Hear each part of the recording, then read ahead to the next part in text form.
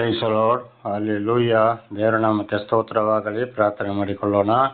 ಸರ್ವ ಸೃಷ್ಟಿಕರ್ತನಾದ ತಂದೆಯ ದೇವರೇ, ಮಗನಾದ ದೇವರೇ, ಪರಿಶುದ್ಧಾತ್ಮನೇ, ನಿಮ್ಮ ನಾಮಕ್ಕೆ ಸ್ತೋತ್ರ ಸ್ವಾಮಿ. ಈ ದಿವಸವು, ಈ ಸಮಯವು ಕೂಡ ನಿಮ್ಮಿಂದ ನೇಮಕವಾದಂತಹ ದಿವಸ ಸಮಯವಾಗಿದೆ. ಅದಕ್ಕಾಗಿ ಸ್ತೋತ್ರ. ಈ ದಿವಸದ ಸಂದೇಶದ ಭಾಗವನ್ನು ಕೂಡ ಹೇರಳವಾಗಿ ಆಶೀರ್ವದಿಸಿರಿ. ನಿಮ್ಮ ಪವಿತ್ರ ಆತ್ಮರ ಮೂಲಕ ನಡೆಸುವುದಕ್ಕಾಗಿ ಸ್ತೋತ್ರ. ಯೇಸುವಿನ ನಾಮದಲ್ಲಿ ಪ್ರಾರ್ಥಿಸಿದ್ದೇನೆ, ನಮ್ಮ ತಂದೆಯ ಆಮೇನ್.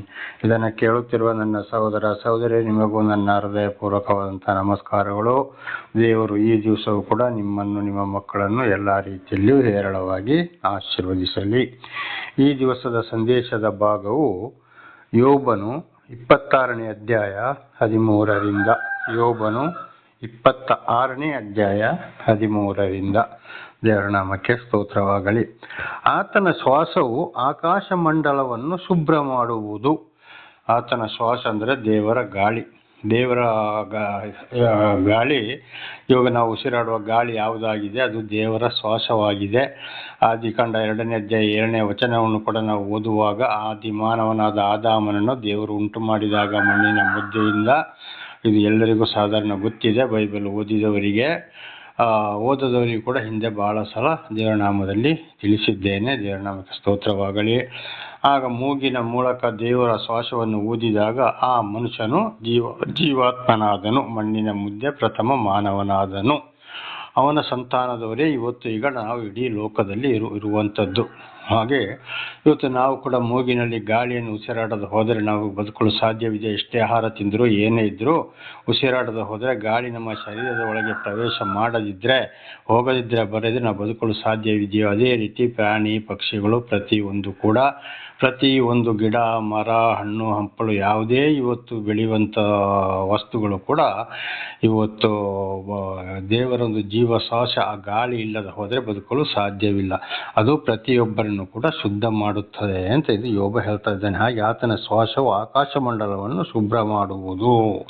ಇವತ್ತು ಪರಲೋಕದಲ್ಲಿ ಕೂಡ ದೇವರ ಒಂದು ಶ್ವಾಸ, ದೇವರ ಶಕ್ತಿಯ ಇವತ್ತು ಏನಾಗಿದೆ, ಆಕಾಶ ಮಂಡಲವನ್ನು ಕೂಡ ಶುಭ್ರವಾಗಿಟ್ಟಿದೆ. ಅಲ್ಲಿ ಯಾವುದೇ ರೀತಿಯ ಅನ್ಯಾಯ, ದಾಗ, ಮೋಸ, ಅಶುದ್ಧತೆ ಇಲ್ಲ.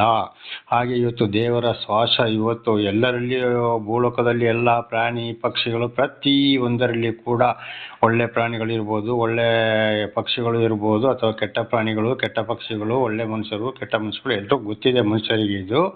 ಹಾಗಿರುವಾಗ ಅದು ದೇವರ ಒಂದು ಪ್ರೀತಿ ಬದುಕಲಿಕ್ಕೋಸ್ಕರ. ಆದರೆ ಯಾರ ಮೇಲೆ ಪ್ರೀತಿ ಇದೆಯೋ ಅವರನ್ನು ಆ ದೇವರ ಶ್ವಾಸವೇ ಶುದ್ಧಪಡಿಸುತ್ತದೆ. ಹಿಂದಿನ ಜೀವಿತದಿಂದ ಬಿಡುಗಡೆ ಮಾಡಿ ದೇವರ ಮಾರ್ಗದಲ್ಲೇ ನಡೆಸುತ್ತದೆ.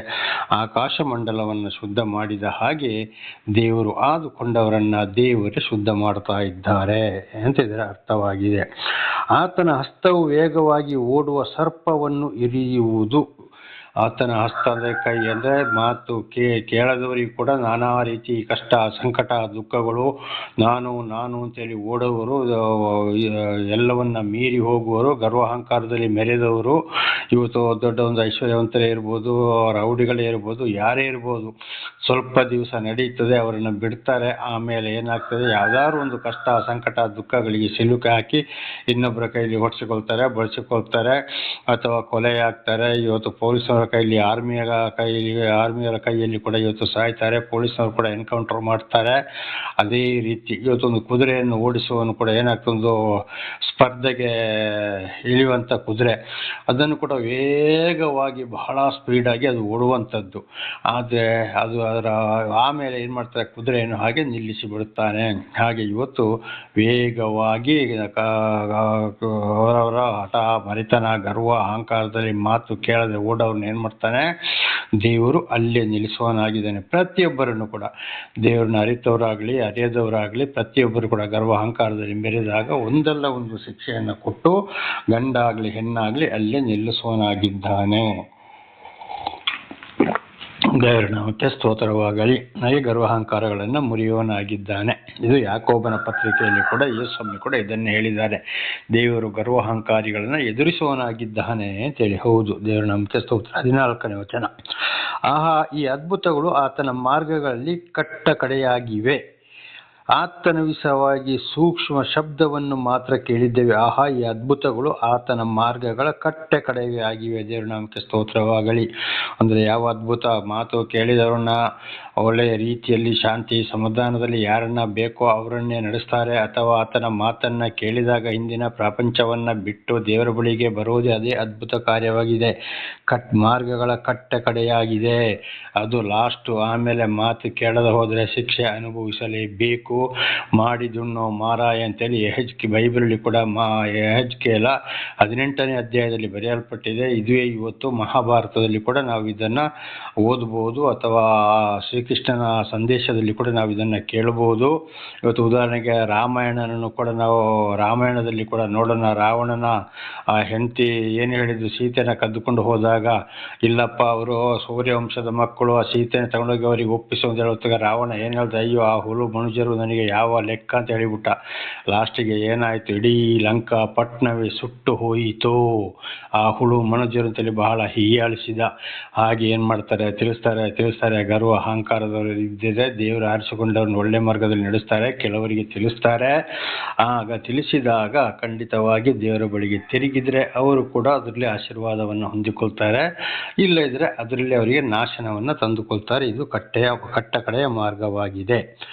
ಆತನ ವಿಷಯವಾಗಿ ಸೂಕ್ಷ್ಮ ಶಬ್ದವನ್ನು ಮಾತ್ರ ಕೇಳಿದ್ದೇವೆ. ಇವತ್ತು ದೇವರು ಅಂತ ಹೇಳ್ತೇವೆ ನಾವು, ನಿಜವ ರೂಪವನ್ನು ಇವತ್ತು ಯಾರೂ ಕಾಣಲಿಲ್ಲ ಅಂತ. ಮೋಶ ಅಂದರೆ ನೀರಿನಿಂದ ಎತ್ತಲ್ಪಟ್ಟವನು.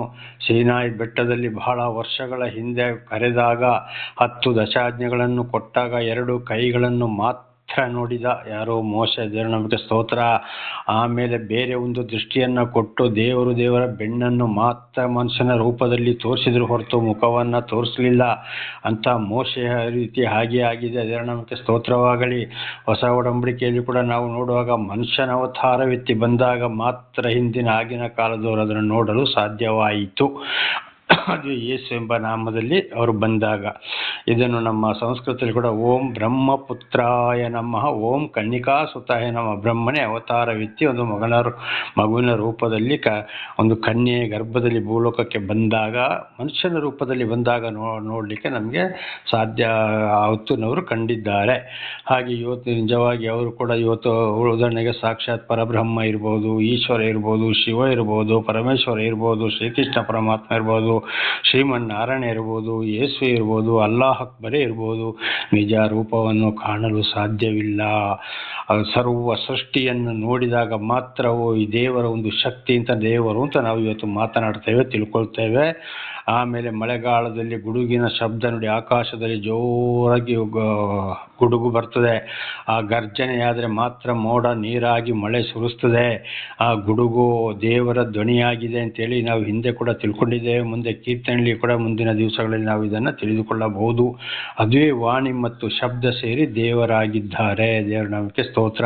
ವಾಣಿ ಅಂದರೆ ಮಾತು, ಶಬ್ದ ಅಂದರೆ ವಾಣಿ ಅಂದರೆ ಇವತ್ತು ನಾವು ಮಾತಾಡ್ತೇವೆ. ಜೋರಾಗಿ ಮಾತಾಡದ ಹೋದರೆ ಖಂಡಿತವಾಗಿ ಶಬ್ದ ಬರದಿದ್ದರೆ ಅದು ಬರೀ ಮಾತಾಡೋದು, ಇನ್ನೊಬ್ಬರಿಗೆ ಕೇಳೋದಿಲ್ಲ. ಶಬ್ದ ಅಂದರೆ ಜೋರಾಗಿ ಮಾತು ಇನ್ನೊಬ್ಬರಿಗೆ ಕೇಳಿಸುವಂಥದ್ದು, ಅದುವೇ ಗುಡುಗು ಆಗಿದೆ. ಹಾಗೆ ಏನಾಗಿದೆ, ಅದು ದೇವರ ಸ್ವರವನ್ನು ಮಾತ್ರ ಕೇಳಿದ್ದೇವೆ. ಹಾಗೆ ಇವತ್ತು ಕೂಡ ನಾವು ಏನಾಗ್ತೇವೆ, ದೇವರ ಸ್ವರವನ್ನು ಮಾತ್ರ ಕೇಳ್ತೇವೆ. ಅಥವಾ ನಿಜವಾಗಿ ಸರಿಯಾಗಿ ದೇವರು ಪ್ರೀತಿ ಮಾಡಿದರೆ, ಜ್ಞಾನ ಇದ್ದರೆ ಕನಸಿನಲ್ಲಿ ಬಂದು ಯಾವುದೋ ಒಂದು ರೂಪದಲ್ಲಿ ಬಂದು ಮಾತನಾಡ್ತಾರೆ, ಅದು ವಾಣಿ ಕೂಡ ಕೇಳಬಹುದು. ಇದನ್ನು ಕೂಡ ನಾನು ಬಹಳ ಸಲ ಬರೀ ವಾಣಿಯನ್ನೇ ಕೇಳಿದ್ದೇನೆ. ದೇವರ ನಾಮಕ್ಕೆ ಸ್ತೋತ್ರವಾಗಲಿ. ಬೇರೆ ರೂಪದ ದರ್ಶನವನ್ನು ಕೂಡ ಕಂಡಿದ್ದೇನೆ, ಆದರೆ ವಾಣಿಯಲ್ಲಿ ಕೂಡ ನನ್ನ ಹತ್ರ ಬಹಳ ಸಲ ದೇವರು ಮಾತನಾಡಿದ್ದಾರೆ. ಹಾಗೆ ಇವತ್ತು ಒಂದು ವೇಳೆ ಯಾರಾದರೂ ಈ ವಾಣಿಯನ್ನು ಕೇಳದ ಹೋದರೆ ಈ ಭೂಲೋಕದಲ್ಲಿ ಮಳೆಗಾಲದಲ್ಲಿ ಗುಡುಗು ಶಬ್ದ, ಅದುವೇ ದೇವರ ವಾಣಿಯಾಗಿದೆ. ಅದುವೇ ಸಾಕ್ಷಾತ್ ಪರಬ್ರಹ್ಮನ ಮಾತು, ಪರಮಾತ್ಮನ ಮಾತು, ಭಗವಂತನ ಮಾತು. ಒಟ್ಟಿನಲ್ಲಿ ಹೇಳಬೇಕಾದರೆ ಸರ್ವ ಸೃಷ್ಟಿಕರ್ತನಾದ ದೇವರ ಮಾತು ಗುಡುಗಾಗಿದೆ. ಅದನ್ನು ಯೋಬ ಹೇಳಿದ್ದಾನೆ. ದೇವರ ನಾಮಕ್ಕೆ ಸ್ತೋತ್ರವಾಗಲಿ. ಹಾಲೆಲೂಯ. ಆತನ ಪ್ರಾಬಲ್ಯದ ಗರ್ಜನೆಯನ್ನು ಯಾರು ಗ್ರಹಿಸಬಲ್ಲರು? ನೋಡಿ, ಗರ್ಜನೆ ಈಗ ಇಡೀ ನಾವು ಎಂತೆಂಥೋ ಶಬ್ದವನ್ನು ಭೂಲೋಕದಲ್ಲಿ ಕೇಳಿದ್ದೇವೆ, ಯಾವುದಕ್ಕೂ ಹೆದರೋದಿಲ್ಲ ನಾನು ಅಂತ ಹೇಳಬಹುದು. ನಾನಂತವನು ನೀನಂತವನು, ನಾನು ಯಾವುದಕ್ಕೂ ಅಂಜೋದಿಲ್ಲ, ಯಾವುದಕ್ಕೂ ನಾನು ಹೆದರುವವನೇ ಅಲ್ಲ ಅಂತೇಳಿ. ಆ ಗುಡುಗು ನೋಡಿ ಒಂದೊಂದ್ಸಲ ಜೋರಾಗಿ ಬಂದು ಎಂಥ ಶಬ್ದದಲ್ಲಿ ಸಿಡಿಲು ಬಡಿತದೆ, ಸಿಡಿಲು ಬರ್ತದೆ. ಆಗ ಮನೆ ಮಠ ತೀರ ಅಲ್ಲಾಡಿ ಹೋಗ್ತವೆ. ಹೊರಗಿದ್ದ ಜನಗಳು, ಮನೆ ಒಳಗಿದ್ದ ಜನಗಳು ಅಯ್ಯಯ್ಯೋ ಅಯ್ಯಯ್ಯೋ ತಿಳಿಬಿಟ್ಟು ನಡುಗ್ತಾರೆ. ಹಾಗೆ ಯಾರೋ ದೇವರ ಗರ್ಜನೆಗೆ ಹೆದರದ ಜನರೇ ಇಲ್ಲ. ಈಗ ಎಂತೆಂಥದೋ ಅವರ ಶಕ್ತಿಯು ಕೂಡ ಬಿರುಗಾಳಿ, ಚಂಡಮಾರುತ, ಸುನಾಮಿಗಳು ಬರ್ತವೆ, ಬೆಟ್ಟ ಗುಡ್ಡಗಳು ಜರಿತವೆ, ಬೆಂಕಿ ಬೀಳ್ತವೆ, ಪ್ರವಾಹ ಬಂದು ಊರೇ ಕೊಚ್ಚಿ ಹೋಗ್ತವೆ. ಎಂತೆಂಥ ವಾಹನಗಳು, ಒಣಗಿದ ಎಲೆಗಳು ನೀರಿನಲ್ಲಿ ತೇಲಿ ಹೋದಾಗೆ ತೇಲಿ ಹೋಗ್ತವೆ. ಅದರ ಮುಂದೆ ಯಾರು ನಿಲ್ತಾರೆ? ಯಾವ ಶಕ್ತಿವಂತ ಮನುಷ್ಯ? ಏನು ಎಂತೆಂಥ ಬಂಡೆಗಳೇ, ಎಂತೆಂಥ ಬೆಟ್ಟ ಗುಡ್ಡಗಳೇ ಜರಿದು ಹೋಗ್ತವೆ. ಇದುವೇ ಆಗಿದೆ ಆತನ ಗರ್ಜನೆ. ದೇವರ ನಾಮಕ್ಕೆ ಸ್ತೋತ್ರವಾಗಲಿ. ಇದರಲ್ಲಿ ನಾವು ದೇವರನ್ನ ತಿಳಿದುಕೊಳ್ಳಬೇಕು. ದೇವರ ನಾಮಕ್ಕೆ ಸ್ತೋತ್ರವಾಗಲಿ. ಯೋಬ 26ನೇ ಅಧ್ಯಾಯ ಮುಕ್ತಾಯವಾಯಿತು. ಮತ್ತೆ 22ನೇ ಅಧ್ಯಾಯದಲ್ಲಿ ಕೂಡ ಯೋಬನ ಮಾತುಗಳನ್ನು ಮುಂದುವರಿಸ್ತಾ ಇದ್ದಾನೆ. 27:1. ಆಗ ಯೋಬನು ಮತ್ತೆ ಪ್ರಸ್ತಾಪವೆತ್ತಿ ಹೀಗೆಂದನು. ಮತ್ತೆ ಪುನಃ ಮುಂದುವರಿಸ್ತಾನೆ. 2ನೇ ವಚನ. ನನ್ನಲ್ಲಿ ಜೀವವು ಇನ್ನೂ ಪೂರ್ಣವಾಗಿದೆ, ದೇವರು ಊದಿದ ಶ್ವಾಸವು ನನ್ನ ಮೂಗಿನಲ್ಲಿ ಇನ್ನೂ ಆಡುತ್ತಿದೆ. ಕೇಳಿರಿ. ದೇವರ ನಾಮಕ್ಕೆ ಸ್ತೋತ್ರವಾಗಲಿ. ಯೋಬ ಚೆನ್ನಾಗಿದ್ದಾಗ, ಒಳ್ಳೆ ಐಶ್ವರ್ಯವಂತನಾಗಿದ್ದಾಗ, ಬಲಾಢ್ಯನಾಗಿದ್ದಾಗ, ಯೌವನ ಪ್ರಾಯದಲ್ಲಿದ್ದಾಗಲೂ ಕೂಡ ದೇವರು ಊದಿದ ಶ್ವಾಸ ನನ್ನ ಮೂಗಿನಲ್ಲಿತ್ತು. ಅದರಿಂದ ನಾನು ಬದುಕಿದ್ದೇನೆ, ಇನ್ನೂ ಆಡ್ತಾ ಇದ್ದೆ. ಆ ಒಂದು ವಿಚಾರ ಹಾಗೆ. ಆಮೇಲೆ ಅವನು ನಾನಾ ಥರದ ಕಷ್ಟ, ಸಂಕಟ, ದುಃಖಗಳು ಬಂದು ಕೆಸರಿನಲ್ಲಿ ಬಿದ್ದಾಗ, ಕಾಲಿಡಿ ಕರ್ಕೊಂಡು ಬಿದ್ದಾಗ, ಬೂದಿಗುಂಡಿಯಲ್ಲಿ ಬಿದ್ದಾಗ, ಆಗಲೂ ಕೂಡ ಏನಾಯ್ತು, ಅವನ ಹಿಂದೆ ನಾವು ಇದನ್ನು ತಿಳಿದುಕೊಂಡಿದ್ದೇವೆ, ಚರ್ಮ ಮತ್ತು ಮಾಂಸ ಎರಡು ಅಂಟಿ ಹೋಗಿದೆ ಅಂತೇಳಿ. ಹಾಗೆ ಅಂಟಿ ಹೋದಾಗ ಅಲ್ಲಿ ಏನಾಯಿತು, ಶ್ವಾಸ ಮತ್ತು ಮೂಗಿನಲ್ಲಿ ಆಡ್ತಾ ಇದೆ, ಅದರಿಂದ ನಾನು ಬದುಕಿದ್ದೇನೆ ಅಂತ ದೇವರ ನಾಮಕ್ಕೆ ಸ್ತೋತ್ರವಾಗಲಿ. ಹಾಗೆ ಇವತ್ತೊಂದು ಆಸ್ಪತ್ರೆಯಲ್ಲಿ ಆಗಲಿ, ಒಂದು ಕಾಯಿಲೆ ಹಿಡಿದವರು ವೈದ್ಯರಾಗಲಿ ಮೊದಲು ಯಾವುದರಿಂದ ಕಂಡುಹಿಡಿತಾರೆ? ಅವರ ಉಸಿರಾಟದಿಂದ ಇವರು ಬದುಕ್ತಾರೋ ಸಾಯ್ತಾರೋ ಇಲ್ವೋ, ಹೇಗೆ ಏನು, ಇನ್ನು ಎಷ್ಟು ಸಮಯ ಬದುಕ್ಬೋದು, ಇನ್ನು ಮುಂದೆ ಬದುಕ್ಬೋದು ಇಲ್ಲ ಅಂತೇಳಿ ಪ್ರತಿ ಒಂದನ್ನು ನರ ನಾಡಿಗಳನ್ನ ಹಿಡಿದು ಉಸಿರಾಟವನ್ನು ಹಿಡಿದು ಈ ವೈದ್ಯರು ಹೇಳುವಂಥದ್ದು. ಹಾಗೆ ಇವತ್ತು ದೇವರು ಆಡಿದ ಶ್ವಾಸವು ಯೋಬ ಹೇಳಿದ ಮೂಗಿನಲ್ಲಿ ಇನ್ನೂ ಆಡ್ತಲೇ ಇದೆ ಆಯ್ತಾ. ದೇವರು ಊದಿದ ಶ್ವಾಸ ಯಾವಾಗ ಶರೀರ ತೆಗೆದುಕೊಳ್ಳಲು ಸಾಧ್ಯವಿಲ್ವೋ ಅಲ್ಲಿಗೆ ಮರಣ ಹೊಂದುವಂಥದ್ದು. ಹಾಗೆ ದೇವರಿಲ್ಲದೆ ನಾವು ಬದುಕಲೇ ಸಾಧ್ಯವಿಲ್ಲ. ಉಸಿರಾಡುವ ಗಾಳಿ ಯಾರದ್ದಾಗಿದೆ? ದೇವರದ್ದಾಗಿದೆ. ಮತ್ತೆ ನಂದು ನಂದು ನಂದು ಅಂತೇಳಿ ಏನಿದೆ ಈ ಭೂಲೋಕದಲ್ಲಿ? ಏನೂ ಇಲ್ಲ. ಉಸಿರಾಟ ಒಂದು ನಿಂತು ಹೋಯ್ತಂದರೆ ಖಂಡಿತವಾಗಿಯೂ ಅಲ್ಲಿಗೆ ಹೋಯಿತು. ಈಗ ಉದಾಹರಣೆಗೆ ನಮಗೆ ಒಂದು ಬಹಳ ಶೀತ ಬರ್ಬೋದು, ಮೂಗು ಬಂದಾಗ್ಬೋದು, ಉಸಿರಾಡಲಿಕ್ಕೆ ಆಗದಿದ್ರೆ ಯಾವ ರೀತಿ ಕಷ್ಟಪಡ್ತೀವಿ, ಆಸ್ಪತ್ರೆಗೆ ಹೋಗ್ತೀವಿ, ಇಂಜೆಕ್ಷನ್ ತಗೊಳ್ತೀವಿ, ನಾನಾ ಥರದ ಔಷಧಿಗಳನ್ನ ಕೂಡ ಮಾಡ್ತೀವಿ. ಕಾರಣ ಉಸಿರಾಟ ಒಂದು ಇಲ್ಲದಿದ್ದರೆ ಯಾವ ಆಹಾರ ಪದಾರ್ಥ ತಿಂದು ಎಂಥ ಬಲಾಢ್ಯನು ಬದುಕಲು ಸಾಧ್ಯವೇ ಇಲ್ಲ. ಅದುವೇ ದೇವರ ಜೀವಶ್ವಾಸವಾಗಿದೆ. ದೇವರ ನಾಮಕ್ಕೆ ಸ್ತೋತ್ರವಾಗಲಿ. ಆದರೆ ಅದು ಕಣ್ಣಿಗೆ ಕಾಣ್ತದ ಗಾಳಿ ಇಲ್ಲ, ಅದರ ಕೆಲಸ ನಮ್ಮ ಕಣ್ಣಿಗೆ ಕಾಣ್ತದೆ. ಈಗ ಉದಾಹರಣೆಗೆ ಒಂದು ಮರಗಳು ಗಾಳಿಗೆ ಜೋರಾಗಿ ಅಲ್ಲಾಡ್ತವೆ, ಅಥವಾ ಮರಗಳೇ ಬಿದ್ದು ಹೋಗ್ತವೆ, ಅಥವಾ ಇಡೀ ಇಂಥೆಂಥ ಮನೆಗಳೇ ಬಿದ್ದು ಹೋಗ್ತವೆ, ವಾಹನಗಳು ಬಿದ್ದು ಹೋಗ್ತವೆ ಗಾಳಿ ಹೊಡೆದು. ಅದೇ ರೀತಿ ಇವತ್ತು ಆ ಗಾಳಿಯ ಕೆಲಸ ಕಣ್ಣಿಗೆ ಕಾಣ್ತದೆ ಹೊರತು ಮೈಗೆ ಬಡಿತದೆ, ಶಬ್ದ ಕೇಳ್ತದೆ. ಆದರೆ ಗಾಳಿ ಕಣ್ಣಿಗೆ ಕಾಣ್ತದ? ಇಲ್ಲ. ಅದುವೇ ದೇವರ ಒಂದು ಶಕ್ತಿಯಾಗಿದೆ. ದೇವರ ನಿಜ ರೂಪ ಯಾರ ಕಣ್ಣಿಗೂ ಕಾಣಲು ಸಾಧ್ಯವಿಲ್ಲ. ಹಾಗೆ ದೇವರ ಒಂದು ಶ್ವಾಸ ಗಾಳಿಯಿಂದಾಗಿ ನಾವು ಬದುಕ್ತಾ ಇದ್ದೇವೆ. ನಮ್ಮ ಉಸಿರು ಯಾರಾಗಿದ್ದಾರೆ? ದೇವರಾಗಿದ್ದಾರೆ. ಅದಕ್ಕೆ ಹೇಳಿದ್ದು ನಿನ್ನ ದೇಹವೇ ದೇವಾಲಯ ಅಂತೇಳಿ. ನಿನ್ನ ದೇಹವೇ ದೇವಾಲಯ. ಕಾರಣ ನಮ್ಮ ಶರೀರ, ಉದಾಹರಣೆಗೆ ನಮ್ಮ ಶರೀರವನ್ನು ತೆಗೆದುಕೊಳ್ಳೋಣ. ಶರೀರ ಬದುಕಬೇಕಾದರೆ ಉಸಿರಿಲ್ಲದವರೆ ಬದುಕಲಿಕ್ಕೆ ಸಾಧ್ಯವಿದೆಯಾ? ಇಲ್ಲ. ಆಗ ನಮ್ಮ ಶರೀರವೆಂಬ ದೇವಾಲಯದಲ್ಲಿ ದೇವರು ವಾಸ ಮಾಡ್ತಾ ಇದ್ದಾನೆ. ಅದಕ್ಕೆ ನಾವು ದೇವರ ವಾಕ್ಯವನ್ನು ಕೇಳಿ ನಾವು ನಮ್ಮ ಶರೀರವನ್ನು ದೇವರ ವಾಕ್ಯಕ್ಕೆ ನಾವು ಬಿಟ್ಟುಕೊಟ್ಟು ನಾವು ನಮ್ಮ ಶರೀರವನ್ನು ಪರಿಶುದ್ಧಗೊಳಿಸಬೇಕು ಅಂತ ಇದಕ್ಕೆ ಹೇಳಿದ್ದು. ಒಂದು ಕಾಲದಲ್ಲಿ, ಹಿಂದೆ ಗೊತ್ತಿಲ್ಲದ ಕಾಲದಲ್ಲಿ ಗೊತ್ತಿಲ್ಲ, ಆದರೂ ದೇವರ ಜೀವಶ್ವಾಸ ನಮ್ಮಲ್ಲಿ ಉಸಿರಾಡ್ತಾ ಇದೆ. ಇವತ್ತು ಉದಾಹರಣೆಗೆ ಎಲ್ಲ ಪ್ರಾಣಿಗಳಲ್ಲಿ ಕೂಡ ಉಸಿರಾಡ್ತಾ ಇದೆ. ಆದರೆ ಸೃಷ್ಟಿಗಳಲ್ಲಿ ಶ್ರೇಷ್ಠವಾದ ಸೃಷ್ಟಿ ಮನುಷ್ಯನ ಸೃಷ್ಟಿಯಾಗಿದ್ದೇ ದೇವರದ್ದು. ಹಾಗೆ ಇವತ್ತು ಏನು ಮಾಡ್ತಾರೆ ನಮ್ಮ ದೇವರು ಇವತ್ತು ಎಂತೆಂಥೋ ಕೋಟಿ ಎಷ್ಟೆಷ್ಟೋ ಕೋಟಿ ಆ ಮಂದಿರ ಈ ಮಂದಿರ ಆ ದೇವಸ್ಥಾನ ಈ ದೇವಸ್ಥಾನ ಅಂತೇಳಿ ಕಟ್ತಾರೆ. ಅಲ್ಲಿ ದೇವರಿದ್ದಾರಾ? ಇಲ್ಲ. ಇದೆಲ್ಲ ಒಂದು ಭ್ರಮೆಯಾಗಿದೆ. ಸರಿಯಾಗಿ ತಿಳಿದುಕೊಳ್ಳದೆ ಏನೇನೋ ಮಾಡಿಕೊಂಡು ಯಾರ್ಯಾರ ದುಡ್ಡನ್ನು ತಗೊಂಡು ಹೋಗಿ ಏನೇನೋ ಇದರಲ್ಲಿ ಮಾಡಿ ಯಾವುದೋ ದುಡ್ಡು ಎಲ್ಲಮ್ಮನ ಜಾತ್ರೆ ಅಂತೇಳಿ ಹಾಗೆ ಯಾರ್ಯಾರ ದುಡ್ಡನ್ನು ಇದು ಪೋಲ್ ಮಾಡುವಂಥದ್ದು. ದೊಡ್ಡ ಒಂದು ಬಿರುಗಾಳಿ ಚಂಡಮಾರುತ ಸುನಾಮಿ, ಒಂದ್ಸಲ ಸುನಾಮಿ ಎಲ್ಲ ಬಂತು, ಬೆಟ್ಟ ಗುಡ್ಡಗಳು ಜರಿಯಿತು, ಜಲಪ್ರವಾಹ ಬಂತು. ಯಾವ ದೇವಸ್ಥಾನ ಉಳಿತದೆ? ಯಾವ ಪ್ರಾರ್ಥನಾ ಮಂದಿರ ಉಳಿತದೆ? ಯಾವ ಮಸೀದಿ ಉಳಿತದೆ? ಯಾವ ಚರ್ಚ್ ಉಳಿತದ? ಇಲ್ಲ. ಕಾರಣ ಮನುಷ್ಯ ಕಟ್ಟಿದ ಗುಡಿಯಲ್ಲಿ ನಾನು ವಾಸ ಮಾಡುವುದಿಲ್ಲ ಅಂತ ಹೇಳಿದ್ದಾರೆ ದೇವರು ನಮಗೆ ಸ್ತೋತ್ರವಾಗಲಿ. ಆಗ ಮನುಷ್ಯ ಕಟ್ಟದ ಗುಡಿ ಯಾವುದು? ಮನುಷ್ಯ. ಅದು ಹೇಗೆ ಅಂದರೆ ತಾಯಿಯ ಗರ್ಭದಲ್ಲಿ ಒಂದು ಮಗು ಬೆಳೆಯುವಾಗ ಅದನ್ನು ಮನುಷ್ಯಲ್ಲಿ ರೂಪಿಸ್ತಾ ಇದ್ದಾನ? ಅದಕ್ಕೆ ಕೈ ಕಾಲು ಮೂಗು ಎಲ್ಲವನ್ನು ಮನುಷ್ಯ ಕೊಡ್ತಾ ಇದ್ದಾನ? ಇಲ್ಲ. ತಾಯಿಯ ಗರ್ಭದಿಂದ ಮಗುವನ್ನು ಮನುಷ್ಯ ತರ್ತಾ ಇದ್ದಾನ? ಖಂಡಿತವಾಗಿಲ್ಲ. ಅದೆಲ್ಲ ದೇವರ ರೂಪವಾಗಿದೆ. ಹಾಗೆ ಮನುಷ್ಯ ಕಟ್ಟದ ಗುಡಿ ಯಾವುದಾಗಿದೆ? ಮಗುವಿನ ರೂಪ ಮನುಷ್ಯ. ಅದುವೇ ನನ್ನ ದೇವಾಲಯ. ಈಗ ದೇವಾಲಯದೊಳಗೆ ಅದು ಉಸಿರು ತಗೊಳ್ತದ ಮಾಡ್ತದ, ಎಷ್ಟೇ ವರ್ಷ ಉಸಿರಿಲ್ಲದ್ರೂ ಕೂಡ ಅದು ಸಹ ದೇವಾಲಯ ಅಲ್ಲಾಡೋದಿಲ್ಲ. ಆದರೆ ಅದಕ್ಕೆ ಅದು ಮಾತಾಡೋದಿಲ್ಲ. ಆದರೆ ಉಸಿರು ಹೋದರೆ ಮನುಷ್ಯನ ಚಟುವಟಿಕೆಗಳು ಮಾತುಗಳು ಎಲ್ಲವೂ ನಿಂತು ಹೋಯಿತು. ಅದಕ್ಕೆ ಹೇಳಿದ್ದು ನಿನ್ನ ದೇಹವೇ ದೇವಾಲಯ, ಅದನ್ನು ನಾಶ ಮಾಡಿದರೆ ನೀನೇ ನಾಶ ಆಗ್ತೀಯ ಅಂತ. ಹಾಗೆ ದೇವರ ಒಂದು ಪ್ರವಚನ ನಮ್ಮ ಕಿವಿಗೆ ಬಿದ್ದ ಮೇಲೆ, ದೇವರ ವಿಷಯಗಳು ದೇವರು ನಮಗೆ ತಿಳಿಯಪಡಿಸಿದ ಮೇಲೆ ನಾವು ನಮ್ಮ ಶರೀರವನ್ನು ಆತ್ಮ ಶರೀರ ಪ್ರಾಣ ಸಂಪೂರ್ಣ ದೇವರಿಗೆ ಒಪ್ಪಿಸಿಕೊಟ್ಟು ನಮ್ಮ ಶರೀರವನ್ನು ಬುದ್ಧಿಯನ್ನು ಶುದ್ಧಗೊಳಿಸದೆ ಹೋದರೆ ನಾನಾ ರೀತಿ ಕಷ್ಟ ಸಂಕಟ ದುಃಖಗಳಿಗೆ ಗುರಿಯಾಗುವುದು ಇದುವೇ ಆಗಿದೆ. ದೇವರ ನಾಮಕ್ಕೆ ಸ್ತೋತ್ರವಾಗಲಿ. ಹಲ್ಲೆಲೂಯಾ. ಹಾಗೆ ಇವತ್ತು ಏನಾಗಿದೆ? ನನ್ನಲ್ಲಿ ಜೀವವು ಇನ್ನೂ ಪೂರ್ಣವಾಗಿದೆ, ದೇವರು ಊದಿಯ ಶ್ವಾಸವು ನನ್ನ ಮೂಗಿನಲ್ಲಿ ಇನ್ನೂ ಆಡುತ್ತಿದೆ. ದೇವರ ನಾಮಕ್ಕೆ ಸ್ತೋತ್ರವಾಗಲಿ. ಹಾಗೆ ದೇವರು ಊದಿಯಂಥ ಶ್ವಾಸದಿಂದ ನಾವು ಬದುಕ್ತಾ ಇದ್ದೇವೆ. ಹಾಗೆ ದೇವರು ನಮಗೆ ಸ್ತೋತ್ರವಾಗಲಿ. ಈಗ ಉದಾಹರಣೆಗೆ ಆ ದೇವರು ಈ ದೇವರು ಅಂತೇಳಿ ಎಂತೆಂಥೋ ಉದಾಹರಣೆಗೆ ಇವತ್ತು ಸೃಷ್ಟಿಗತ ದೇವರನ್ನೇ ಹೇಳಿಕೊಂಡು ವಿಗ್ರಹಗಳನ್ನ ಮಾಡಿಕೊಳ್ತಾರೆ. ಅದಕ್ಕೆ ಪೂಜೆ ಪುಸ್ಕರ ಮಾಡ್ತಾರೆ. ಅದಕ್ಕೆ ಮೂಗಿದೆ, ಅದು ಉಸಿರಾಡ್ತದ? ಇಲ್ಲ. ಅದು ಕಣ್ಣಿದೆ, ಕಣ್ಣಿಗೆ ದೃಷ್ಟಿ ಇದೆಯಾ? ಅದಕ್ಕೆ ಇಲ್ಲ. ಕಣ್ಣು ಮುಚ್ಚಿತದ ತೆರೀತದ? ಇಲ್ಲ. ಬಾಯಿ ಇದೆ, ಮಾತಾಡ್ತದ? ಅದು ಮಾತಾಡ್ತದ? ಇಲ್ಲ. ಕೈ ಇದೆ, ಕೊಡ್ತದ ತಗೊಳ್ತದ? ಇಲ್ಲ. ಕಾಲಿದೆ, ಒಂದು ಕಡೆಗೆ ಹೋಗ್ತದ ಬರ್ತದ? ಇಲ್ಲ. ಅದರಲ್ಲಿ ಜೀವ ಇದೆಯೋ? ಅದಕ್ಕೆ ಎಷ್ಟೇ ಬಂಗಾರ ಹಾಕ್ಬೋದು, ಏನೇ ಆಗ್ಬೋದು, ಎಷ್ಟೋ ಲಕ್ಷ ಕೋಟಿ ಖರ್ಚು ಮಾಡ್ಬೋದು, ಏನೇನೋ ಮಾಡ್ಬೋದು. ಏನಾದರೂ ಮಾತಾಡ್ತದ? ಅದು ಮಾತಾಡೋದಿಲ್ಲ. ಅದು ಒಂದು ಕಡೆಯಿಂದ ಒಂದು ಕಡೆಗೆ ತಗೊಂಡು ಹೋಗಬೇಕಾದ್ರೆ ಅದನ್ನು ಮನುಷ್ಯ ಹೊತ್ತುಕೊಂಡು ಹೋಗಬೇಕು. ಹಾಗದು ದೇವರ ಅಲ್ಲ, ಹೆಸರು ಮಾತ್ರ ಅಲ್ಲಿ ಸರ್ವ ಸೃಷ್ಟಿಗರ್ತನದ್ದು. ಅದಕ್ಕೆ ವಿಗ್ರಹಾರಾಧನೆ ಮಾಡಬೇಡಿ. ಯಾವುದೇ ವಿಗ್ರಹ ಇರಬಾರದು. ದೇವರಿಗೆ ರೂಪವಿಲ್ಲ. ಆ ಪರಮಾತ್ಮನಿಗೆ ರೂಪ ಇದೆಯಾ? ಇಲ್ಲ. ಆ ಭಗವಂತ ಸಾಕ್ಷಾತ್ ಪರಮಾತ್ಮನಿಗೆ ರೂಪ ಇದೆಯಾ? ಇಲ್ಲ. ಮನುಷ್ಯನ ಅವತಾರವಿತ್ತಿ ಬಂದಾಗ ಮಾತ್ರ ಅವರು ಮಾತನಾಡಿದರು. ಆಮೇಲೆ ವಾಪಸ್ ಕೈಲಾಸ ಸೇರಿಕೊಂಡರು. ರೂಪ ಇದೆಯಾ? ಇಲ್ಲ. ಅದುವೇ ಯೋಬ ಇಲ್ಲಿ ಹೇಳಿದ್ದು ಏನಂದರೆ, ನನ್ನ ಜೀವವು ಇನ್ನೂ ಪೂರ್ಣವಾಗಿದೆ, ದೇವರು ಊದಿದ ಶ್ವಾಸವು ನನ್ನ ಮೂಗಿನಲ್ಲಿ ಇನ್ನೂ ಉಸಿರಾಡುತ್ತಿದೆ. ದೇವರ ನಮಗೆ ಸ್ತೋತ್ರ. ಹಾಗೆ ಇವತ್ತು ಏನಾಗಿದೆ? ನಮ್ಮ ಉಸಿರಾಟ ದೇವರದ್ದಾಗಿದ್ದರಿಂದ ನಾವು ಇವತ್ತು ಜೀವಿಸಲು ಸಾಧ್ಯವಾಗಿದೆ. ದೇವರ ನಮಗೆ ಸ್ತೋತ್ರ. 27:3 ನನ್ನ ನ್ಯಾಯವನ್ನು ತಪ್ಪಿಸಿದ ದೇವರಾಣೆ, ನನ್ನ ಆತ್ಮವನ್ನು ಯಥಪಡಿಸಿರುವ ಸರ್ವಶಕ್ತನಾಣೆ, ನನ್ನ ತುಟಿಗಳು ಅನ್ಯಾಯವನ್ನು ನುಡಿಯುವುದೇ ಇಲ್ಲ. ದೇವರ ನಮಗೆ ಸ್ತೋತ್ರವಾಗಲಿ.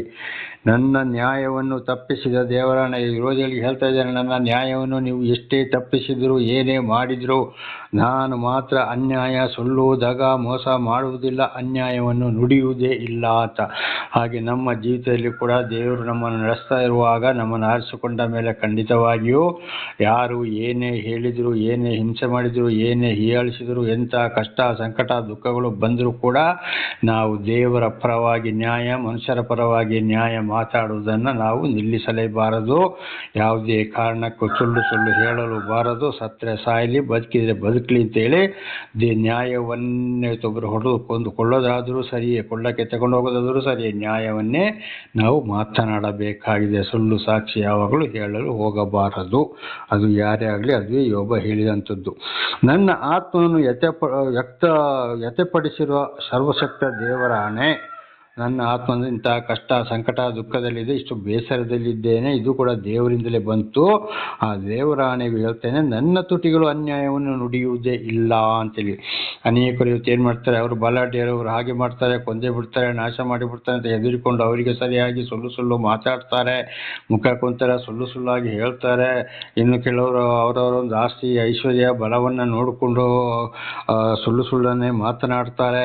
ಖಂಡಿತವಾಗಿ ಯಾವುದೇ ಆದರೂ ನಾವು ದೇವರು ನಮ್ಮನ್ನು ಸ್ವೀಕರಿಸಿದ ಮೇಲೆ, ದೇವರನ್ನು ಅರಿತುಕೊಂಡ ಮೇಲೆ ಖಂಡಿತವಾಗಿ ನಾವು ಅನ್ಯಾಯವನ್ನು ನುಡಿಯಲೇಬಾರದು. ಅನ್ಯಾಯದಿಂದ ಯಾವುದೇ ಆಸ್ತಿ ಪಾಸ್ತಿ ಗಳಿಸುವಂಥದ್ದು, ಅದಕ್ಕಾಗಿ ಅನ್ಯಾಯ ಮಾತನಾಡುವಂಥದ್ದು, ಮುಖ ನೋಡಿ ಮಾತನಾಡುವಂಥದ್ದು, ಇನ್ನೊಬ್ಬರಿಗೆ ಬೇಸರವಾಗ್ತದೆ, ಅವನು ನಮಗೆ ಬೇಕು, ಇವನು ನಮಗೆ ಬೇಡ ಅಂತ ಹೇಳಿಕೊಂಡು ಆ ನ್ಯಾಯವನ್ನು ಅನ್ಯಾಯ ಮಾಡೋದು, ಅನ್ಯಾಯವನ್ನು ನ್ಯಾಯ ಮಾಡೋದು, ಇದಕ್ಕೆಲ್ಲದಕ್ಕೂ ತೀರ್ಪಿದೆ. ಮತ್ತಾಯ 12ನೇ ಅಧ್ಯಾಯದಲ್ಲಿ ಯೇಸು ಸ್ವಾಮಿ ಕೂಡ ಹೇಳಿದ್ದಾರೆ, ಮಾತನಾಡುವ ಪ್ರತಿ ಒಂದು ಮಾತಿಗೂ ನ್ಯಾಯ ತೀರ್ಪು ಇದೆ. ದೇವರ ನಮಗೆ ಸ್ತೋತ್ರವಾಗಲಿ. ಒಬ್ಬರಿಗೊಬ್ಬರು ದೂತರಿದ್ದಾರೆ, ಪರಿಶುದ್ಧಾತ್ಮನು ಕೂಡ ಪ್ರತಿಯೊಂದನ್ನು ದೇವರು ಆಳಿಸುವವರಾಗಿದ್ದಾರೆ. ಆದ್ದರಿಂದ ಇಡುವ ಹೆಜ್ಜೆಯನ್ನು ಕೂಡ ದೇವರು ನೋಡುವನಾಗಿದ್ದಾನೆ, ಮಾತಾಡುವ ಮಾತನ್ನು ಆಳಿಸುವವನಾಗಿದ್ದಾನೆ. ಎಲ್ಲದು ಗಂಡಾಗಲಿ ಹೆಂಡತಿ ಆಗಲಿ ಮಕ್ಕಳಾಗಲಿ ಅಣ್ಣ ತಮ್ಮ ತಂದೆ ತಾಯಿಗಳು ಅತ್ತೆ ಸೊಸೆ ಯಾರೇ ಆಗಲಿ ಪ್ರತಿ ಒಂದಕ್ಕೂ ಅನ್ಯಾಯಕ್ಕೂ ತೀರ್ಪು ಇದೆ. ಆದ್ದರಿಂದಾಗಿ ಯೋಬನ ಹಾಗೆ ನಾವು ಕೂಡ ಯಾವುದೇ ಕಷ್ಟ ಸಂಕಟ ದುಃಖ ಬಂದರೂ ಅನ್ಯಾಯಕ್ಕೆ ಹೋಗಲೇಬಾರದು. ಅದಕ್ಕೆ ಪ್ರಕಟಣೆ ಗ್ರಂಥದಲ್ಲಿ ಕೂಡ ಯೋಹಾನನಿಗೆ ದೇವರೊಂದು ಮಾತನ್ನು ಹೇಳಿದರು, ಸಾಯಬೇಕಾದರೂ ಪ್ರಮಾಣ ಪೂರ್ವಕವಾಗಿರು ನೀನು ಅಂತೇಳಿ. ದೇವರ ನಾಮಕ್ಕೆ ಸ್ತೋತ್ರವಾಗಲಿ. ಹಲ್ಲೆಲೂಯಾ. ಸಾಯಬೇಕಾದರೂ ಏನು ಮಾಡು, ನೀನು ಪ್ರಾಮಾಣಿಕನಾಗಿರು ನೀನು ಅಂತೇಳಿ. ಹಾಗೆ ಈ ಪರಿಸ್ಥಿತಿಯಲ್ಲಿ ನಾವು ಕೂಡ ಜೀವಿಸಬೇಕು. ಇತರರನ್ನು ನೋಡಿಕೊಂಡು ಸಮಯಕ್ಕೆ ಸರಿಯಾಗಿ ಮಾತಾಡಿಕೊಂಡು ಹೋಗುವಂಥದ್ದು ಅಲ್ಲ. ಹಾಗೆ ನನ್ನ ನಾಲಿಗೆಯು ಎಷ್ಟು ಮಾತ್ರಕ್ಕೂ ಮೋಸದ ಮಾತುಗಳನ್ನು ಆಡುವುದಿಲ್ಲ. ನೋಡಿ, ನ್ಯಾಯವನ್ನು ಮಾತ್ರ ಮಾತಾಡ್ತೇನೆ, ನಾಲಿಗೆ ಯಾವುದೇ ಕಾರಣಕ್ಕೂ ಮಾತಾಡುವುದಿಲ್ಲ. ನೀವು ಎಷ್ಟೇ ಹೇಳಿದ್ರು, ಏನೇ ಮಾಡಿದ್ರು, ಏನೇ ಚುಚ್ಚಿದ್ರು, ಯಾರಿಗೆ ವಿರೋಧಿಗಳಿಗೆ ಹೇಳುವಂಥದ್ದು ಯೋಬ. ಏನೇ ಮಾಡಿದ್ರು ಕೂಡ ನಾನು ನನ್ನ ನಾಲಿಗೆಯಲ್ಲಿ ಮೋಸ ಮಾತಾಡುವುದೇ ಇಲ್ಲ. ಆದರೆ ಇವತ್ತೇನು ಮಾಡ್ತಾರೆ, ಪ್ರಾರ್ಥನೆ ಮಾಡ್ತಾರೆ, ನಾನು ಅಂಥವಳು ಅಲ್ಲಿ ಮಾತಾಡಿದ್ರು ಇಲ್ಲಿ ಮಾತಾಡಿದ್ರು, ಆ ಕನಸು ಬಿತ್ತು, ಹಾಗೆ ಆಯಿತು ಹೀಗಾಯಿತು ಅಂತ ಹೇಳ್ತಾರೆ. ಕಡೆಗೆ ಒಂದೊಂದು ಸಮಯದಲ್ಲಿ ಅವರವರಿಗೆ ಬಂದು ಬಳಗದವರಿಗೆ ಬೇಕಾದ ಹಾಗೆ ಅವರು ನಾನು ಇಂಥವಳು ಅಂತ ತೋರಿಸ್ಕೊಳ್ಳೋಕ್ಕಾಗಿ, ತನ್ನನ್ನು ತಾನೇ ಮೇಲಕ್ಕೆ ಹೆಚ್ಕೊಳ್ಳೋಕ್ಕಾಗಿ, ಇನ್ನೊಬ್ಬರಿಂದ ಘನತೆ ಗೌರವವನ್ನು ಸೇರಿಸಿಕೊಳ್ಳುವುದಕ್ಕಾಗಿ ಅಲ್ಲಿ ಏನು ಮಾಡ್ತಾರೆ, ಅನ್ಯಾಯವನ್ನೇ ಮೋಸ ಆದಾಗ ಇರ್ತಾರೆ. ಇದಕ್ಕೆ ಹೇಳೋದು ಕಪಟಿ ಜನರು ಅಂತ ಹೇಳುವಂಥದ್ದು. ಇದಕ್ಕೆ ಯಾವ ಜನರೇ ಆಗಿರಲಿ, ಇಂಥವ್ರು ಈ ರೀತಿ ಮೋಸದವರು ಕೂಡ ಇದ್ದಾರೆ. ಆದರೆ ಅವರಾಗೆ ನಾವು ಆಗಬಾರದು. ಸಮಯಕ್ಕೆ ಸರಿಯಾಗಿ ಒಂದು ನಾಟಕ ಆಡೋರು ಕೂಡ ಇರ್ತಾರೆ. ಇದು ಏನಾಗಿದೆ, ಸೈತಾನನ ಕೆಲಸ ಅಂತ ಹೇಳುವಂಥದ್ದು. ಹಾಗೆ ಅವರಾಗೆ ನಾವು ಆಗಬಾರದು. ಏನೇ ಆದರೂ ಕೂಡ ನಮ್ಮ ನ್ಯಾಯವನ್ನು ಮಾತ್ರ ನಾವು ಬಿಡಬಾರ್ದು. 5ನೇ ವಚನ, ನೀವು ನ್ಯಾಯವಂತರೆಂದು ನಾನು ಒಪ್ಪುವುದು ದೂರವಾಗಿರಲಿ. ನೋಡಿ ಹೇಳ್ತಾನೆ, ಯಾಕಂದರೆ ಆ ಸ್ನೇಹಿತರನ್ನ ಬಹಳ ಆಪ್ತ ಸ್ನೇಹಿತರಾಗಿದ್ದರು, ಮುಂದೆ ಒಪ್ಪಿದ್ದ. ಆದರೆ ಯಾವಾಗ ಈ ಕಷ್ಟ ಸಂಕಟ ದುಃಖ ಬಂದು ದೇವರು ಕರೆದಿರುವುದು, ಯೋಬ ಸರಿಯಾಗಿದ್ದು ಮೊದಲೇ ದೇವರ ಮೇಲೆ ಒಂದು ಮನಸ್ಸು ಇಟ್ಟಿದ್ದ. ಆದರೆ ಕಷ್ಟ ಸಂಕಟ ದುಃಖ ಬಂದಾಗಲೂ ಕೂಡ ಅವನ ಸ್ನೇಹಿತರು ಬಂದು ಅಲ್ಲಿ ಹಿಂಸೆ ಕೊಟ್ಟಾಗಲೂ ಹೀಯಾಳಿಸಿದ್ರು ಕೂಡ ಏನು ಮಾಡ್ತಾನೆ, ಅವರನ್ನು ದೇವರಿಗೆ ವಿರುದ್ಧವಾಗಿ ಮಾತನಾಡುವಾಗ ಯೋಬ ಒಪ್ಪಲೇ ಇಲ್ಲ. ಅದಕ್ಕೆ ಹೇಳಿದ್ದು, ಅವನು ಹೇಳಿದ ಅವನ ಸ್ನೇಹಿತ ವಿರೋಧಿಗಳಿಗೆ, ನೀವು ನ್ಯಾಯವಂತರೆಂದು ನಾನು ಒಪ್ಪುವುದು ದೂರವಾಗಿರಲಿ. ಹಾಗೆ ಇವತ್ತು ನಮ್ಮ ಜೊತೆಲಿದ್ದಾಗ ನಮ್ಮನ್ನು ಹೀಯಾಳಿಸೋದು, ದೇವರನ್ನು ಹೀಯಾಳಿಸೋದಾದರೆ, ಕಷ್ಟ ಸಂಕಟ ದುಃಖ ಬಂದರೂ ಕೂಡ ನಾವು ಖಂಡಿತವಾಗಿ ಅವರು ಎಂತೆ ಆಸ್ತಿವಂತ ಐಶ್ವರ್ಯವಂತರು ಬಲಾಢ್ಯರು ಇರ್ಬೋದು, ಅವರು ಖಂಡಿತವಾಗಿ ಯಾವುದೇ ದೇವ ಮಾನವರು ಕೂಡ ಇರ್ಬೋದು, ಪಾರ್ಶ್ವಗಳು ಫಾದರ್ಗಳು ಇರ್ಬೋದು, ಬಿಷಪ್ಪು ರೆವರೆಂಡ್ಗಳು ಇರ್ಬೋದು, ಮಠಾಧೀಶರು ಇರ್ಬೋದು, ಪೂಜಾರಿಗಳು ಇರ್ಬೋದು, ಎಂತೆಂಥ ನಾನು ಅಂಥವನು ಇಂಥವನು, ಆ ದೇವರು ಬರ್ತದೆ ಈ ದೇವರು ಬರ್ತದೆ, ಪೂಜೆ ಪುಸ್ಕಾರ ಮಾಡೋರು ಅಂತೇಳಿ ಎಂತೆಂಥ ಬ್ರಾಹ್ಮಣರೇ ಇರ್ಬೋದು, ಮನುಷ್ಯರೇ ಇರ್ಬೋದು, ಖಂಡಿತವಾಗಿಯೂ ದೇವರ ವಾಕ್ಯವನ್ನು ಸರಿಯಾಗಿ ನಾವು ತಿಳ್ಕೊಳ್ಳೋದಕ್ಕೆ ವಿರುದ್ಧವಾಗಿ ಯಾರು ನಡೀತಾರೋ ಅಂಥವರನ್ನು ಒಪ್ಪಲೇಬಾರದು. ಅಂಥವರಿಂದ ನಾವು ದೂರ ಇರಬೇಕು. ದೇವರ ನಾಮಕ್ಕೆ ಸ್ತೋತ್ರವಾಗಲಿ. ಅವ್ರು ಎಂಥ ತಂದೆ ಇರ್ಬೋದು, ತಾಯಿ ಇರ್ಬೋದು, ಗಂಡ ಇರ್ಬೋದು, ಹೆಂಡತಿ ಇರ್ಬೋದು, ಮಕ್ಕಳು ಇರ್ಬೋದು, ಬಂಧು ಬಳಗ ಇರ್ಬೋದು, ಯಾರೇ ಇರ್ಬೋದು, ಖಂಡಿತವಾಗಿ ಒಪ್ಪಬಾರದು. ಇದುವೇ ದೇವರು ನಮ್ಮಿಂದ ಆಶಿಸುವಂಥದ್ದು. ಇದುವೇ ಹೇಳೋದು ಸಂಪೂರ್ಣ ಭಯ ಭಕ್ತಿ ನಂಬಿಕೆಯಿಂದ ದೇವರ ಹಿಂದೆ ಹೋಗುವುದು ಅಂತೇಳಿದರೆ ಇದುವೇ ದೇವರ ನಾಮಕ್ಕೆ ಸ್ತೋತ್ರ. ಹಾಗೆ ಯೋಬನಂಥ ಕಷ್ಟ ಸಂಕಟ ದುಃಖಗಳಲ್ಲಿ ಕೂಡ ಏನು ಮಾಡ್ತಾರೆ, ದೇವರನ್ನ ಸತ್ಯವನ್ನ ನ್ಯಾಯವನ್ನ ಬಿಡಲೇ ಇಲ್ಲ. ನಮ್ಮ ಜೀವಿತ ಕೂಡ ಹಾಗೆ ಇರಬೇಕು. ಸಾಯುವ ತನಕ ನನ್ನ ಯಥಾರ್ಥ ಯಥಾರ್ಥತ್ವದ ಹೆಸರನ್ನು ಕಳಕೊಳ್ಳೆನು. ನೋಡಿ, ಅಂಥ ಕಷ್ಟ ಸಂಕಟ, ಚರ್ಮ ಮೂಳೆ ಒಂದಾಗಿದ್ರೂ ಕೂಡ ಮತ್ತು ಯೋಬ ಅಲ್ಲಿ ಏನು ಹೇಳ್ತಾರೆ, ನಾನು ಸಾಯುವ ತನಕ ನನ್ನ ಯಥಾರ್ಥ ನಾನು ಬಿಡುವುದಿಲ್ಲ, ನ್ಯಾಯವನ್ನು ಬಿಡುವುದಿಲ್ಲ, ಅನ್ಯಾಯವನ್ನು ಮಾತಾಡುವುದಿಲ್ಲ, ದಗ ಮೋಸ ಮಾಡುವುದಿಲ್ಲ. ಈ ಒಂದು ಭರವಸೆ ಇವತ್ತು ನಮ್ಮಲ್ಲಿ ಇದೆಯೋ? ಅಥವಾ ಸಮಯಕ್ಕೆ ಸರಿಯಾಗಿ ದಗ ಮೋಸ ಅನ್ಯಾಯ ಮಾಡಿಕೊಂಡು ಸುಳ್ಳು ಹೇಳ್ಕೊಂಡು ದೇವರ ವಾಕ್ಯವನ್ನು ಅಸಡ್ಡೆ ಮಾಡ್ಕೊಂಡು ಹೋಗ್ತಾ ಇದ್ದೇವೆಯೋ? ನಮಗೆ ನಾವೇ ಇವತ್ತು ಪ್ರಶ್ನೆ ಹಾಕೊಳ್ಬೇಕು. ಇವತ್ತು ಅನೇಕರು ಏನು ಮಾಡ್ತಾರೆ, ಪ್ರಾರ್ಥನೆ ಮಾಡ್ಬೋದು, ಅಲ್ಲಿ ಹೇಳ್ಬೋದು, ಎಲ್ಲೆಲ್ಲೋ ವಾಕ್ಯ ಹೋಗ್ಬೋದು, ಹೆಚ್ಚೆಚ್ಚ ಭಾಷೆಯಲ್ಲೇ ಮಾತಾಡ್ಬೋದು, ಅವರ ಅಲಂಕಾರಗಳು 10 ದಶಾಜ್ಞೆಗಳಿಗೆ ವಿಧೇಯರಾಗಿ ಇದ್ದೀವಿ, ಅವರು ಅಲ್ಲಿದ್ದನ್ನು ನಾವು ಪ್ರತಿಯೊಂದರಲ್ಲಿ ಕಂಡಿಡಬೇಕು, ಸಮಯಕ್ಕೆ ಸರಿಯಾಗಿ ಎಲ್ಲಿ ಯಾವ ಯಾವ ರೀತಿ ಸುಳ್ಳು ಹೇಳಬೇಕು ಅಂತ ಹೇಳುವಂಥ ಆ ರೀತಿ ಮಾತಾಡ್ತಾರೆ. ಒಂದ್ಸಲ ಈ ಹೋದ ವರ್ಷ ಅಂದರೆ ಈ ವರ್ಷ ಅಲ್ಲ, ಮೊದಲನೇ ಜನವರಿ 26ಕ್ಕೆ ಒಂದ್ಸಲ ಅವರ ಒಂದು ದೇವಾಲಯದ ಅಂದರೆ ಚರ್ಚ್ ವಾರ್ಷಿಕೋತ್ಸವಕ್ಕೆ ನನ್ನ ಕರೆದಿದ್ರು. ನಾನು ಹೋಗಿದ್ದೆ. ಹೋದಾಗ ಅವರು ನನ್ನೊಂದು ಸ್ನೇಹಿತರು, ಅವರು ಕೂಡ ಯೂಟ್ಯೂಬಲ್ಲಿ ಮಾತಾಡುವವರೇ. ಆದರೆ ಅಲ್ಲಿ ನಡೆದಂಥ ಅಲಂಕಾರಗಳು, ಆ ಹುಡುಗಿಯರನ್ನು ಡ್ಯಾನ್ಸ್ ಮಾಡಿಸಿದಂಥದ್ದು, ಪ್ರತಿ ಒಂದು ಸೈತಾನ ಕಾರ್ಯ ಬಿಟ್ಟು ಅಲ್ಲಿ ಏನೂ ನಡೆದಿಲ್ಲ. ಇನ್ನೊಂದು ಮನುಷ್ಯ ಬಹಳ ಒಂದು ಸಾಧಾರಣ ಸರ್ಕಾರಿ ನೌಕರ, ನಿವೃತ್ತಿಯಾದಂಥ ಮನುಷ್ಯ, ಬಹಳ ಭಾಷೆ ಮಾತಾಡೋನು. ಅವ್ರಿಗೆ ಏನು ಮಾಡಿದ್ರು, ದೇವರ ವಾಕ್ಯವನ್ನು ಹಂಚಲಿಕ್ಕೆ ಅವಕಾಶ ಕೊಟ್ಟಿದ್ರು. ಈ ಮನುಷ್ಯ ನಾವು ಯೂಟ್ಯೂಬಲ್ಲಿ ಮಾತಾಡೋದನ್ನು ಬಹುಶಃ ಕೇಳಿರಬಹುದು ಅಂತ ನನಗೊಂದು ಅಂದಾಜು ಆಗ್ತದೆ. ಏನು ಹೇಳಿದ್ದಾರೆ ಅಂದರೆ, ಅಲ್ಲಿ ಇಲ್ಲ, ದೇವರು ಒಬ್ಬೊಬ್ರು ಹೇಳ್ತಾರೆ ಅಲಂಕಾರವನ್ನು ಮಾಡಿಕೊಳ್ಳಬಾರದು, ಅದು ದೇವರಿಂದಲೇ ಬಂದಿದ್ದು, ದೇವರೇ ನಮಗೆ ಭೂಲೋಕದಲ್ಲಿ ಕೊಟ್ಟಿದ್ದು, ಅಲಂಕಾರ ಮಾಡ್ಬೋದು, ನಾವು ದೇವರ ಮಕ್ಕಳು ಯಾವಾಗಲೂ ಚೆನ್ನಾಗಿರಬೇಕು ಅಂತ ಒಂದು ಮೆಸೇಜನ್ನು ಹೇಳ್ದೆ ಅಲ್ಲಿ. ಯಾಕೆಂದರೆ ಈ ಯೂಟ್ಯೂಬನ್ನು ನೋಡ್ತಾನೆ ಹೇಳಿ ನನ್ನ ಮುಖವನ್ನು ಮೆಸೇಜ್ ಕೊಡೋವಂಥ ಮನುಷ್ಯ ನನ್ನ ಮುಖವನ್ನು ನೋಡಿದ್ದು, ಅಲ್ಲಿ ಹುಡುಗಿಯರ ಮುಖಾಂತರ ಕೂದಲುಗಳನ್ನೆಲ್ಲ ಹರಡಿಕೊಂಡು ಭರತನಾಟ್ಯಗಳು, ಆ ನಾಟ್ಯ ಈ ನಾಟ್ಯ ಮಾಡಿಸಿದ್ರು. ಅಲ್ಲಿ ನನಗೆ ನೋಡಿ ಬಹಳ ಬೇಸರವಾಯಿತು.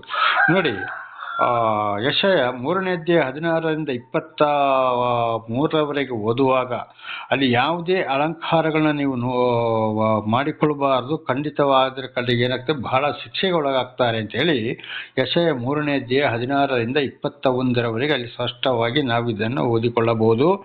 ಆಮೇಲೆ ಯೆಶಾಯ 1ನೇ ಅಧ್ಯಾಯದಲ್ಲಿ ಕೂಡ ಇದೇ ರೀತಿ ನೀವು ನಡ್ಕೊಳ್ಬೇಕು ಅಂತ ಬರೆಯಲ್ಪಟ್ಟಿದೆ.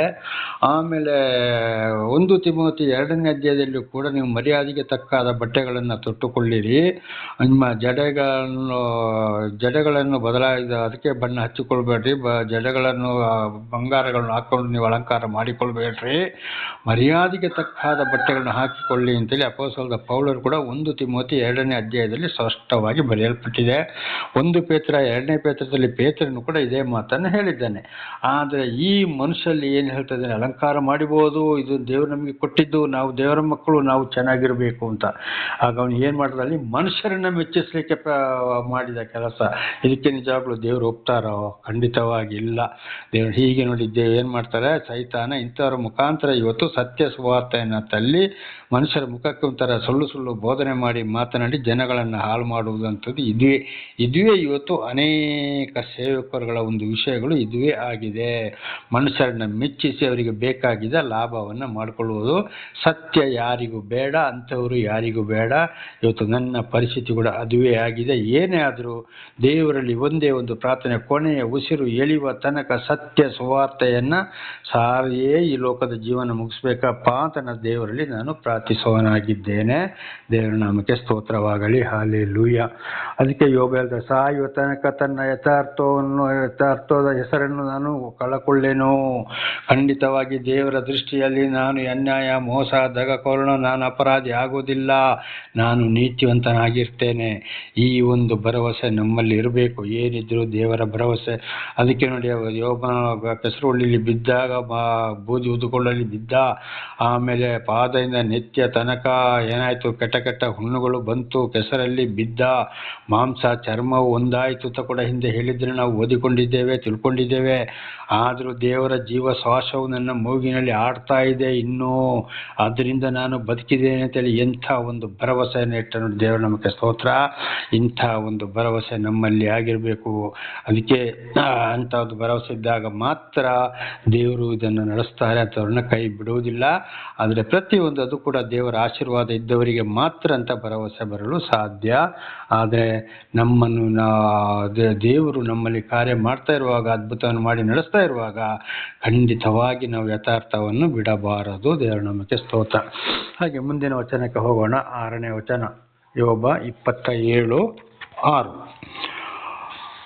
ನನ್ನ ನೀತಿಯನ್ನು ಎಂದಿಗೂ ಬಿಡದೆ ಭದ್ರವಾಗಿ ಹಿಡಿದುಕೊಳ್ಳುವೆನು. ನೋಡಿ, ಯಾವಾಗಲೂ ನನ್ನ ನೀತಿ ನ್ಯಾಯವನ್ನು ಯಾವಾಗಲೂ ಬಿಡೋದಿಲ್ಲ. ಯಾರು ಏನೇ ಹೇಳಿ ನಾನು ಭದ್ರವಾಗಿ ಹಿಡಿದಿರ್ತೇನೆ.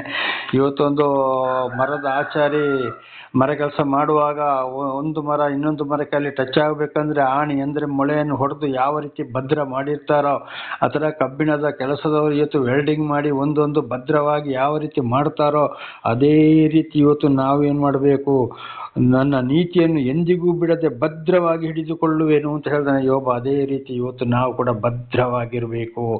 ಇವತ್ತು ಕಮ್ಮಾರನ ಯಾವ ರೀತಿ ಆಣಿ ಹೊಡೆದು ಒಂದು ಮರವನ್ನು ಭದ್ರವಾಗಿ ಮಾಡ್ತಾರೋ, ವೆಲ್ಡಿಂಗ್ ಕೆಲಸದವರು ಭದ್ರವಾಗಿ ಮಾಡ್ತಾರೋ ಅದೇ ರೀತಿ ದೇವರಲ್ಲಿ ನಮ್ಮ ನಂಬಿಕೆ ಭದ್ರವಾಗಿರಬೇಕು. ಸತ್ತರೆ ಸಾಯಲಿ ಏನೇ ಇರಲಿ, ದೇವರು ನಡೆಸಿದ, ಇನ್ನು ಮುಂದೆ ದೇವರು ನಡೆಸ್ತಾ ಇದ್ದಾರೆ. ನಾವು ಉಸಿರಾಡುವ ಗಾಳಿ ದೇವರದ್ದು, ಸರ್ವ ಸೃಷ್ಟಿ ದೇವರದ್ದು, ಎಲ್ಲವೂ ದೇವರದ್ದೇ ಅಂತ ಹೇಳಿ ಖಂಡಿತವಾಗಿ ನಾವು ಭದ್ರವಾಗಿ ಹಿಡಿದುಕೊಳ್ಳಬೇಕು. ದೇವರು ನಮಗೆ ಸ್ತೋತ್ರವಾಗಲಿ. ಇದು ಕೂಡ ನನ್ನ ಜೀವಿತದಲ್ಲಿ ಬಹಳವಾಗಿ ಭದ್ರವಾಗಿ ಹಿಡಿದು ನಡೆಯುವಂತೆ ಮಾಡಿದ್ದಾರೆ. ಆದರೂ ಒಂದೊಂದು ಸಲ ತಪ್ಪಿ ಹೋಗ್ತಾ ಇದ್ದೇನೆ. ಅದಕ್ಕಾಗಿ ನಾನು ಪಶ್ಚಾತ್ತಾಪ ಪಟ್ಟು ದೇವರಲ್ಲಿ ಕ್ಷಮೆಯನ್ನು ಯಾಚಿಸುವನಾಗಿದ್ದೇನೆ. ದೇವರು ನಮಗೆ ಸ್ತೋತ್ರವಾಗಲಿ. ನನ್ನ ಜೀವಮಾನದ ಯಾವ ದಿನಚರ್ಯದಲ್ಲಿಯೂ ಮನಸಾಕ್ಷಿಯು ತಪ್ಪು ತೋರಿಸುವುದಿಲ್ಲ.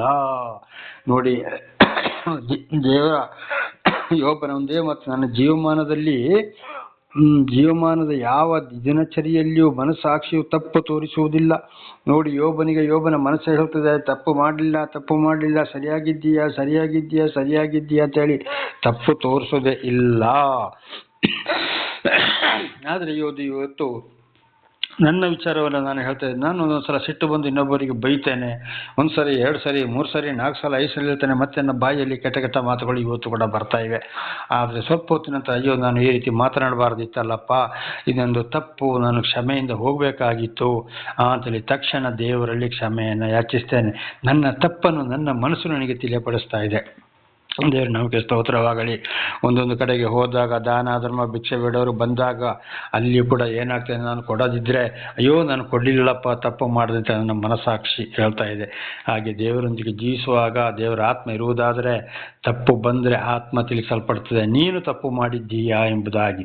ಆಗ ಯೋಬನಿಗೆ ಏನು ಹೇಳ್ತದೆ, ಯೋಬನ ಮನಸ್ಸಾಕ್ಷಿ ತಪ್ಪು ಮಾಡಲಿಲ್ಲ, ಅವನ ಮನಸ್ಸಾಕ್ಷಿ ಅವನಿಗೆ ಹೇಳ್ತಾ ಇತ್ತು ನೀನು ತಪ್ಪು ಮಾಡ್ತಾ ಇಲ್ಲ ಅಂತೇಳಿ ಸಂತೋಷವಾಗಿರ್ತಿದ್ದ. ಯಾವುದೇ ಕಷ್ಟ ಸಂಕಟ ದುಃಖದಲ್ಲಿ ಇದಾಗಿದೆ ದೇವರ ಆತ್ಮನ ಕೆಲಸ. ನಮ್ಮ ತಪ್ಪುಗಳನ್ನ ತಿಳಿಸೋದು ಕೂಡ ದೇವರ ಆತ್ಮವೇ ಆಗಿದೆ. ಆ ಸಮಯದಲ್ಲಿ ನಾವು ಪಶ್ಚಾತ್ತಾಪ ಪಡಬೇಕಾಗಿದೆ. ಇದು ನಾಳೆಗೂ ಮುಂದುವರಿಯುವುದು. ಪ್ರಾರ್ಥನೆ ಮಾಡಿಕೊಳ್ಳೋಣ. ಸರ್ವ ಸೃಷ್ಟಿಕರ್ತನ ತಂದೆಯ ದೇವರೇ, ಮಗನ ದೇವರೇ, ಪರಿಶುದ್ಧಾತ್ಮನೇ, ನಿಮ್ಮ ನಾಮಕ್ಕೆ ಸ್ತೋತ್ರ ಸ್ವಾಮಿ. ಇವತ್ತಿನ ಒಂದು ಸಂದೇಶವನ್ನು ನನ್ನ ಸಹೋದರ ಸಹೋದರಿಗೆ ನೀವು ತಿಳಿಸಲು ಆಶೀರ್ವಾದ ಮಾಡಿದ್ದಕ್ಕಾಗಿ ಸ್ತೋತ್ರ. ಅವರು ಚೆನ್ನಾಗಿ ಅರ್ಥ ಮಾಡಿಕೊಂಡು ನಿಮ್ಮ ವಾಕ್ಯಕ್ಕೆ ವಿಧೇಯರಾಗಿ ಜೀವಿಸಿ ನಿಮ್ಮಿಂದ ಆಶೀರ್ವಾದ ಹೊಂದಿ ನಿಮ್ಮ ಸಾಕ್ಷಿಗಳಾಗುವಂತೆ ಮಾರ್ಪಡಿಸಿದೆ. ಅವರ ಮಕ್ಕಳಿಗೂ ಕೂಡ ಅವರು ಇದನ್ನು ತಿಳಿಸಿ ಅಥವಾ ಯಾರ್ಯಾರಿಗೆ ತಿಳಿಸಬೇಕೆಂಬುದು ನಿಮ್ಮ ಚಿತ್ತಾನುಸಾರ ತಿಳಿಸುವಂತಾಗಲಿ. ನಿಮ್ಮ ಪ್ರೀತಿ ಸಹಾಯ ಯಾರು ಏನು ಮಾಡಲು ಸಾಧ್ಯವಿಲ್ಲ ಸ್ವಾಮಿ. ಎಲ್ಲವೂ ನಿಮ್ಮದೇ. ನಾವು ಉಸಿರಾಡುವ ಗಾಳಿ ಕೂಡ ನೀವೇ ಆಗಿದ್ದೀರಿ. ಎಲ್ಲದರಿಂದ ನಿಮ್ಮ ಒಂದು ಪ್ರೀತಿ ಸಹಾಯ ಇಲ್ಲದೆ ನಾವು ಏನು ಮಾಡಲು ಸಾಧ್ಯವಿಲ್ಲ. ನಿಮ್ಮೆಲ್ಲ ಉಪಕಾರಗಳಿಗಾಗಿ ಕೃತಜ್ಞತಾ ವಂದನೆಗಳು. ಯೇಸುವಿನ ನಾಮದಲ್ಲಿ ಪ್ರಾರ್ಥಿಸಿದ್ದೇನೆ ನಮ್ಮ ತಂದೆ, ಆಮೇನ್. ಇದನ್ನು ಕೇಳುತ್ತಿರುವ ನನ್ನ ಸಹೋದರ ಸಹೋದರಿಯರೇ, ಈ ವಾಕ್ಯಗಳನ್ನೆಲ್ಲ ಕೇಳಿ ಚೆನ್ನಾಗಿ ಅರ್ಥ ಮಾಡಿಕೊಂಡು ವಿಧೇಯರಾಗಿ ಜೀವಿಸಿ ಆಶೀರ್ವಾದ ಹೊಂದಲು ದೇವರು ವಿಶೇಷವಾದ ಶಾಂತಿ, ಸಮಾಧಾನ, ಆರೋಗ್ಯ ನಿಮಗೂ ನಿಮ್ಮ ಮಕ್ಕಳಿಗೂ ವಿಶೇಷವಾದ ಜ್ಞಾನವನ್ನು ಕೊಟ್ಟು ನಡೆಸಲಿ. ಧನ್ಯವಾದಗಳು.